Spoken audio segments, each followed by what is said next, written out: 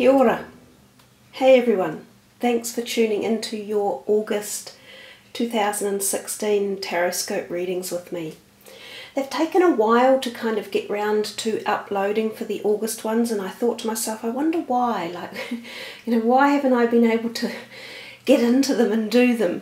So I did a little bit of research thinking there must be some information that needs to be looked into for August, and I found that there is in fact a partial eclipse in August, which on a lot of the astronomical sites doesn't even really mention because they call it a nearly there eclipse. It is on the 18th of August and it won't be particularly visible from Earth because it just about eclipses the moon, but they call it it's because of the conjunction on the same day. Venus and Mercury are in conjunct, and that is about the essence of communicating love. And this nearly there penumbral lunar eclipse is called, the position that it falls in is known as the top of the finger of God. So it's a very rare, barely there eclipse, and it links itself into a series called the Saros cycle. The previous one was on August the 8th, 1998. So it links into very long periods of cycles, and they date themselves back to 2,222 years ago. So I thought to myself there was a lot of synchronicity and energy within the numbers of this barely there eclipse. Also that it ties in with the conjunction of Venus and Mercury, which are about communicating love, and the fact that this falls on the top of the finger of God energy. There could be some profound things happen in August for some people, and particularly in the areas of love and awareness and opening and connection. Now remember, love is self-love as well, which is also very important, because until you inspire yourself with self-love, it's very difficult to love others. So anyhow, I thought that's how we would open the beginning of the tarot readings for August, with that information on board. So consequently, I have decided to use the Psychic Tarot deck by John Holland. I will do the same format as last month. That's 4 cards on the top with 4 underneath, which are the affirmation cards, or the cards that give clarity. So hi Aquarius, hey guys, thanks for joining me. It's a real pleasure to be able to do these readings for you, so I hope you enjoy them as much as I do. Let's shuffle the cards for you and see what's in store for August 2016 for Aquarius. So the same layout, 4 cards at the top and 4 clarifiers at the bottom. Let's see what colour magic is coming your way for August, Aquarius. The waiting game. Discontent and boredom. Disruption. Financial and material changes. Trapped in fear. Victory and success. Shadow. And the third eye chakra. Okay guys, so your reading here, you have 2, what we call 3 major arcanas, given that the third eye chakra has come in, and you have 2 here in a row. Disruption number 16 is the Tower card, and number 18, the Shadow card, is the Moon card in the traditional Rider-Waite. So you have 3, if you like, spiritual or fire energy cards, which are the purple borders. You have 1 of your own air energy cards, which is the Swords energy down here, the blue borders. You have 1 of the Cups, the green, and you have 1 of the Pentacles cards as well. Let's take a look from the start and work our way through it. At first glances, it seems quite a heavy reading. If we look, there's not a lot of bright light colour. I think the brightest card through the eye of the camera is this one over here on the right. So I think August might pertain to have some kind of work for you going through it, like maybe inner work. I know you guys spend a lot of time in your mind anyhow, but August might bring you back into your mindscape again and have you sort of thinking about who you are and the dynamics of the way you do things. Let's start at the top left, which is the two of what would be called the wands. So this is the creative energy, and it's actually telling you to wait a little bit.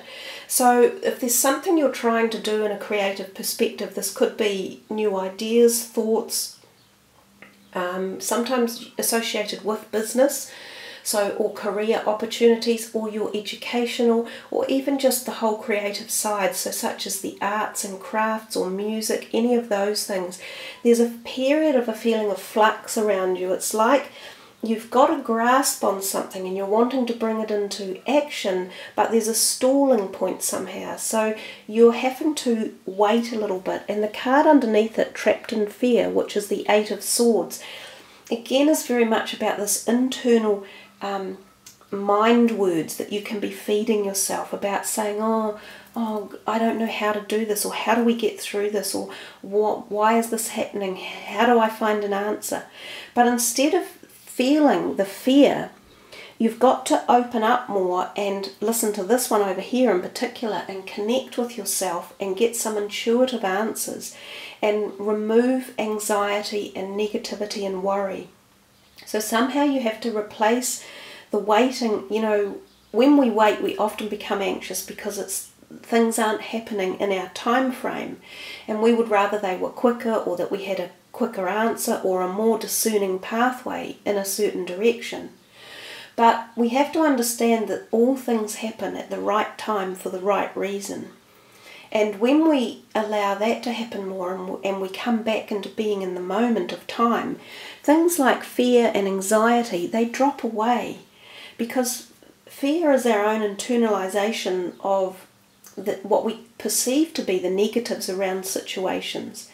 But most often, if we open our eyes and look out, we see far beyond the small, limited area that fear actually encapsulates. So it's about just being calm and understanding that if things have stalled for you, there's a reason why, and that if you move yourself away from self-doubt or limiting perspectives and open up a bit more, you'll feel a lot freer, and then things will get moving again. But you've got this card next to it here in the second week of discontent and boredom. And again, this has this whole feeling. These three actually kind of work quite well together, because you're still not getting what you want at the right time, and then you've become bored with it. And that can happen with Aquarians because you're so mind activated. Your minds very rarely stop. They're always ticking away in the background. So again, this is about controlling your mind and using perhaps meditative philosophies, or something that takes your mind off your day-to-day issues. So whether you pick up a sports, or you pick up a new health regime, or a new hobby of any sort, or take up writing or reading or something, to bring back in more happiness and lack of boredom. And if you look at the clarifying card underneath, it's the complete opposite of the one above. So I do feel that you have this ability to make some sort of change with your own personal situation if you apply yourself. So you've got this opportunity for victory and success. And he's blasting his horn back at this one over here, as if to say, see, I told you so. I knew we would get through it. I knew something would happen.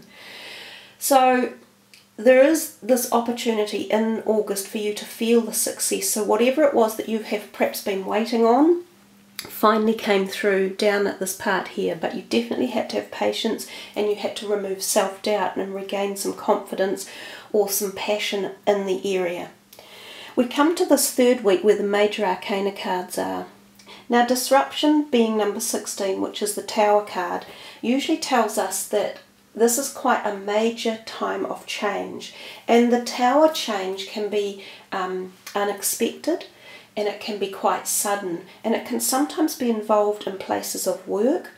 I've seen this happen before around workplaces where there can be a disruption of some sort, and quite sudden, and some people will leave, or you can choose to leave yourself. Now, the Tower card's philosophy is that all of the situation that it encompasses, whichever it may be, has not been built on a solid, stable ground. And as you apply more and more of these blocks of pressure, if you like, and either people pressure or your own pressure onto the situation, it begins to collapse because it didn't have the stability formatted in the right place at the beginning. So the disruption card is all about seeking to realign. And I love the way he's done this, because this whole thing just needs to be juxtapositionally realigned. And that's what you're doing when the disruption card turns up. So you can look upon it as a favour, that it's doing you a favour. Whatever occurs at this point in time, you will grow from it. This is about getting rid of old stuff that wasn't right, it didn't suit you, it didn't have the right foundations, and it needed to go. So when it occurs, in the end, you look back and you go, oh, thank God that happened when it did. It can be difficult to get through, and it can create feelings like this, the fear feelings, or the worry and the self-doubt. But again, it's about coming back into the positive frames, reigniting with anything that offers you support and uplifting to move forward. So we come down to the card beneath it, which is its clarifying card, and this is the shadow card, the moon. Now the moon is also about cycles and will often be about ecliptical energies, and of course we've talked about the eclipse at the very beginning. So it could be something to, oh wow, that's amazing, and the eclipse is on the 18th of August and that card is the 18th. So whether or not this eclipse does something for you guys quite specifically, but remember the words I said at the beginning, this eclipse in August is quite fueled by the augmentation of love and light. And this shadow card is about acknowledging the shadows and the light in our lives, and that we are always yin and yang, male and female, dark and light. So somehow this might bring up your hidden self this whole third week, or the energies around it. It might flip you into a new paradigm or situation or energy or vibration. It might enable you to get rid of fears or worries that you've had. It might shoot you into a new viewpoint of life and what it is you're doing and where you're going. The moon can also be attributed to feelings and emotions, so sometimes these need bringing into balance, most definitely. I think we need to focus for you guys on positive balance in this month of August. And the other thing it can also focus on is clairvoyant, psychic and clairaudient type activity. And given that this is right next to this third eye card, which is so poignantly about receiving messages from the spiritual world, your own messages, then there seems to be something in here that you are almost going to receive something and maybe open up or hit a new apex of a journey somehow. And also about dreams. So coming back to dreams, take a dream journal down and take note of it. You may find great inspiration from your dreams that can give you answers to your daily life, and also be very creative with dreams that might inspire you onto new pathways forward. We get to the fourth week and we see the Five of Pentacles over here. Financial and material changes. So this disruption card could somehow be related to that, and the Five of Pentacles in the Rider-Waite is a card where we see two people kind of wandering off on their own, looking a little bit left out and bereft, not at the best place in their life. So these financial changes, he doesn't necessarily suggest here that they are bad, but that change could be imminent in and around your monetary situation. This could be for the better, especially if you focus on the positives and the opportunities that there are out there. It could be a time of a little bit of financial tightening up. You may find that you have to tighten your money belt up, or watch out for debts. Don't go overspending at this point in time. Be a little bit more resilient with your money. And also, because your clarifying card is this third eye, it's about you connecting with your higher self to find ways forward. So new ideas and new concepts and new avenues and directions of the possibility of your financial sector.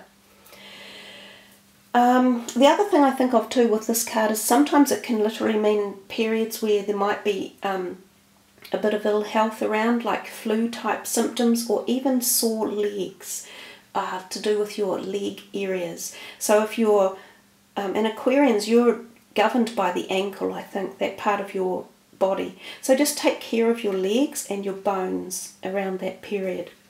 So there you are, guys. Yours is one of the more, I think, it's a more intense reading in the fact that it's dealing with emotions that maybe we hide from so often. And it seems as though these emotions are coming up in August and they want to be dealt with, and they need your time and energy on refocusing yourself in a direction that will take you with more light and lighter energy. So let's put these cards away and see what your last card is anyhow for the reading.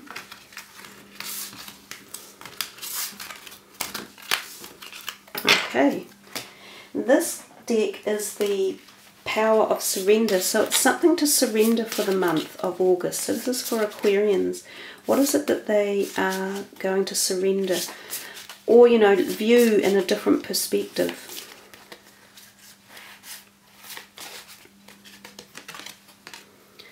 Surrender the drama. Yeah, and I feel there was a little bit of that, especially sort of at the beginning, and you can control drama. It is controlled by your own end, and we sort of saw that with the trapped in fear and the discontent thing.